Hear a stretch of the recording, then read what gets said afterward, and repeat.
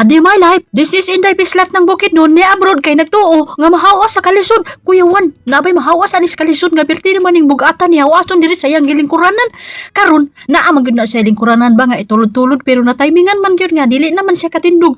Lahi mo na inyohan din ang mga mananapa mo nga dili mo tindog, dili na mo gana ang iyang tiil kay mas bugat ang iyang lawas kay sa iyang tiil. Unsa na ba to? Forward pila ra istorya. Sus kanila gay manginabuhi ta, bisag lisod na gikaistanan, pilit na tong antuson ba? Hoy, napay pilit antuson. Karon ako na siyang sulayan og patindog og mutindog ba ni kay aron ma-plaster ni iyahang purol. Nakatindog ra siya pero mulingkod na dayon kay bugat ang iyahang lubot.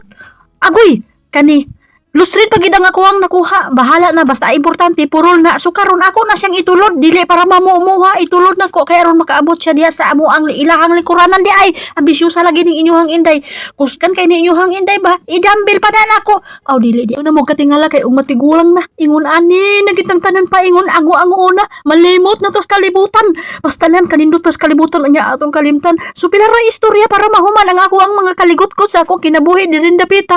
Usahay makaingon ko nga ako na gining i-turn over ang ako ang corona di rin dapita. Mauli ko sa Pilipinas bahalag saging basta kay labing. Ada di po kumasigikaw na ng saging. Uy tublon po ta. Pila ra istorya na sad nato. Balik na ta. Human na napahigda na nako sa bisag ang iyahang tuhod pertig yung pug-ata. Pero kay nabilong man ang inyuhang Inday sa pobre nga luso. Mao nang antos-antos sa ta di rin dapita kay basin ugma makadaog na sa tagluto. Agoy mura bag nagtaya. Sus mananapan ning manginabuhi lagi ta. Pait kaysa nang pait mo nang kamo din ha. Siguro agin ninyo nga kung moabroad mo taas kay mo pasensya. Oh, maura to, salamat.